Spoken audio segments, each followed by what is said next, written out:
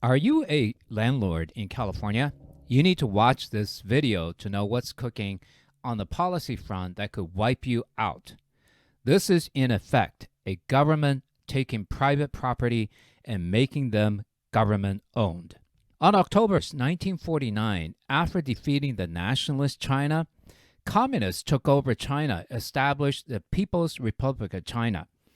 One of the very first things they did was go to the vast countryside and confiscated all the farmland, shamed all the landlord by calling them 狼心狗肺, which means the ungrateful and evil landlords, and pitted the farmers against the landowners.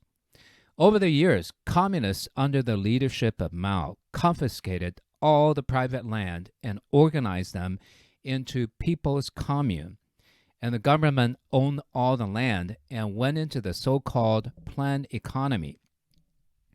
The party painted the grand picture where everyone works for the benefit of everyone else and no one would go hungry. That's a slogan at that time, and since the PRC flag is all red, Communist China has often been referred to as the Red China. Fast forward to 2022, headlines from LA, San Jose, and Fremont makes us cringe if California is turning red, as in communist red? Hi, this is Michael Chu of 7M Realty. If this is your first time on our channel, please like, comment, and subscribe. Please also share your experiences or stories. We want to make our country and community a better place, and it hurts to see some of the policies that are happening here in a free democracy. I shared a couple of weeks ago 2 Fremont, California cases of landlords being owed $100,000 each in back rent through the pandemic, and I will provide those links at the end of the video. And today, I came across 2 other pieces of news. First one coming out of Los Angeles, California. And the city wants to further restrict what property owners can or cannot do in tenant screening. Now, as you know, Los Angeles has some of the strictest anti-landlord laws in the entire country, and it is probably very, very difficult to be a landlord there, especially if you're trying to follow the rules and do everything according to law.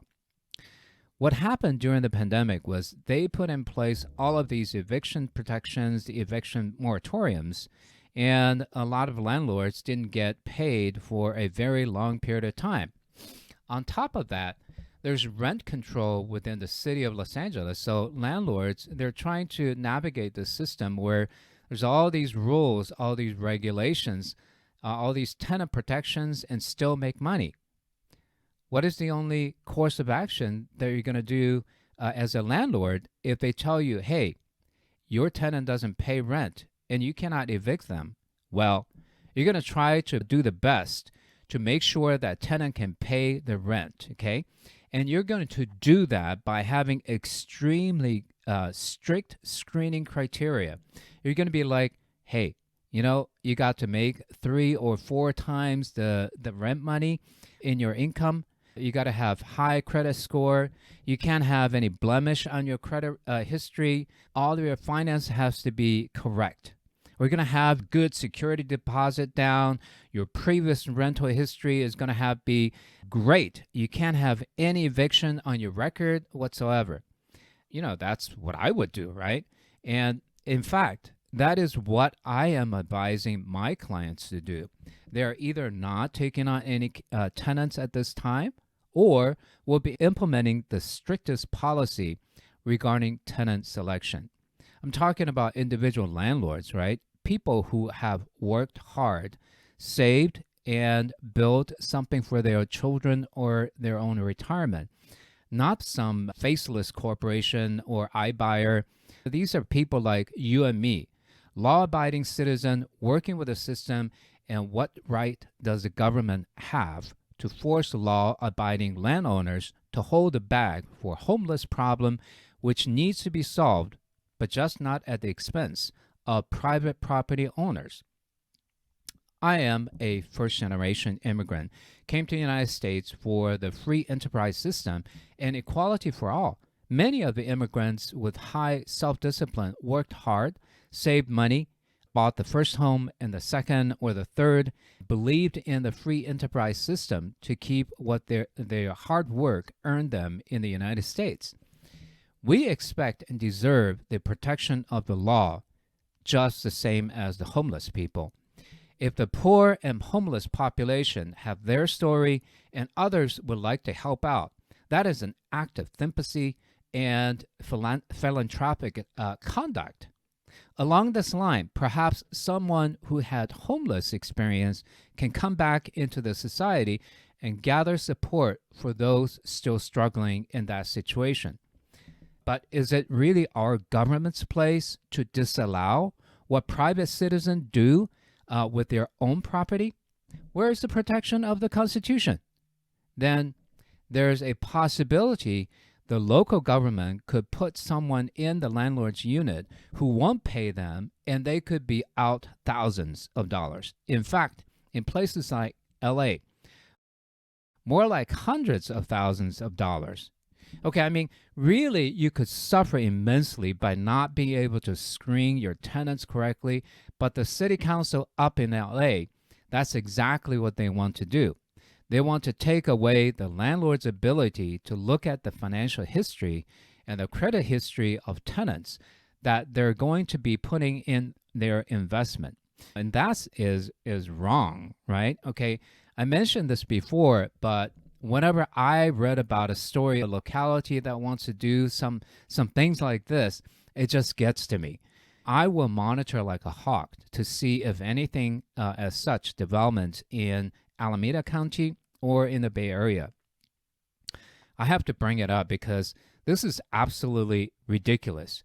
You're taking away one of the strongest tools or incentives we have to ensure that our investment is well taken care of. And that is what this is really about. When you're talking about a house in Los Angeles, it can be $1 million. Imagine you're putting a tenant into $1 million house, and this tenant is unable to pay the bill and is going to tear your place apart. I mean, that would be horrible, okay? And no one else is actually surprised one bit if you got somebody being evicted 3 or 4 times and they have a horrible credit score that you know they will never pay their bill. You would be surprised if this person suddenly stopped paying? I wouldn't, right? Anyone with common sense would just say, hey, that person probably is not going to pay you. But according to the City Council of Los Angeles, well, it's wrong that you're causing the homelessness problem. Property owners? Well, if the solution to homelessness is that somebody has to live in my house or my unit for free, why, I have to pay to keep them off the street? Well, I don't want to be the solution to homelessness in that case.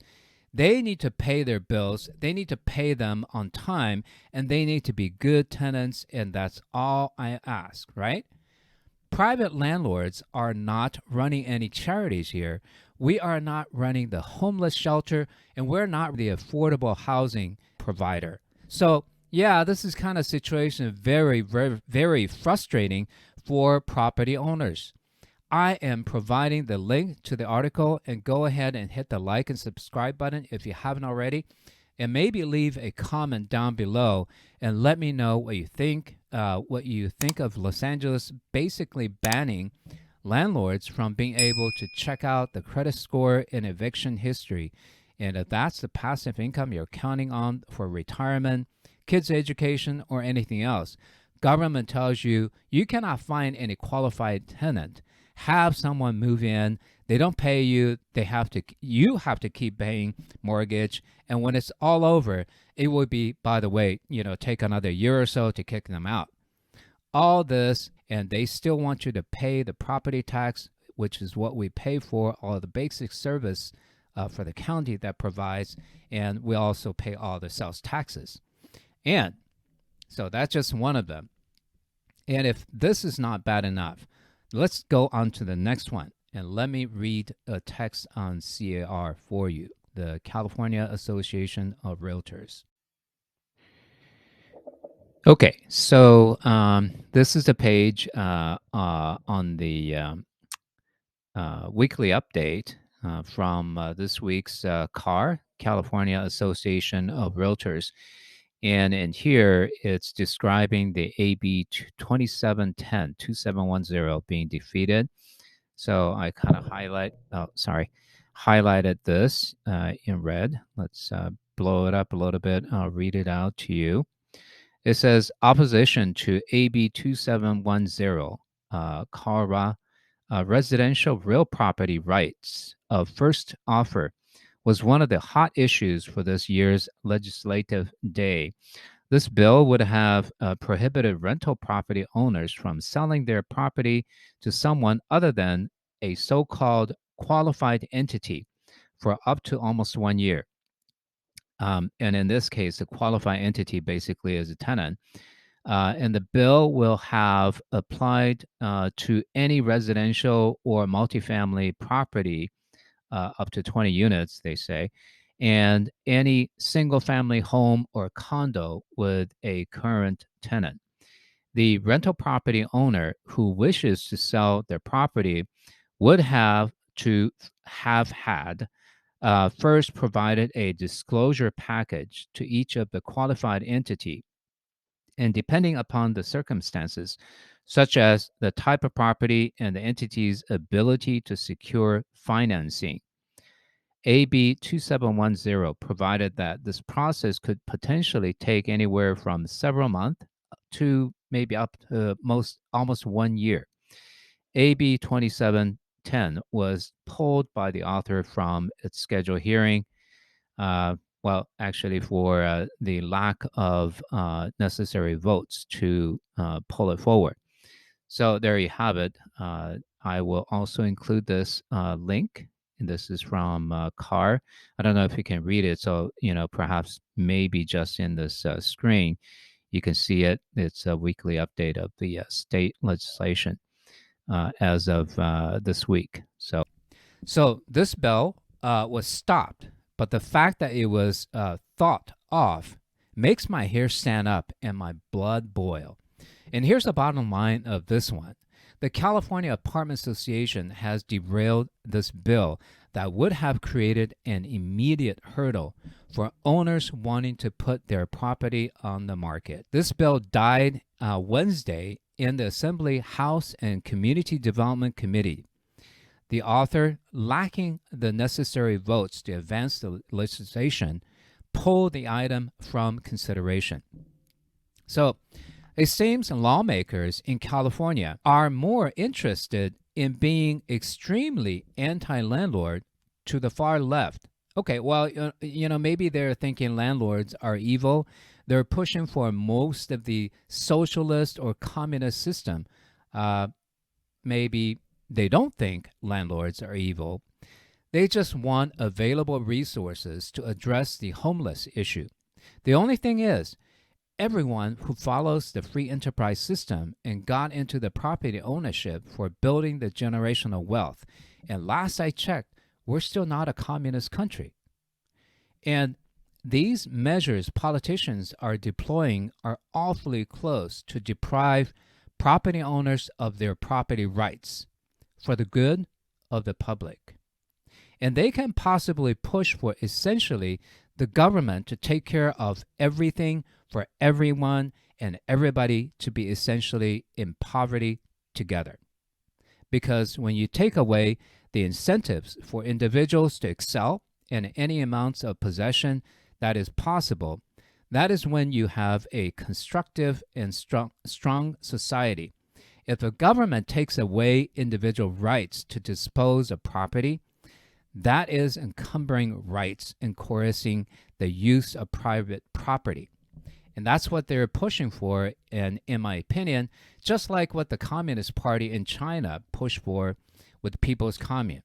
And no wonder people are leaving the great state of California, or what it used to be, the great state of California. By the way, People's Commune was a flop of a historical proportion. China suffered one of the worst famines. Somewhere between 23 to 50 million people died of starvation in the early 1960s. My parents escaped communists in 1949, and I looked for the free enterprise system when I immigrated here. We're still hopeful to stay here and restore the glory of the Golden State. What do you think is a solution to the homeless problem? If you are a landlord or thinking of renting out your house, what steps are you taking to protect your investment? What's your opinion on what the state of California is doing? And also thinking about moving to another state? And if you do, subscribe to my channel and hit the bell. I will be doing a series on leaving California and to various destinations very soon. Let's make it a great day.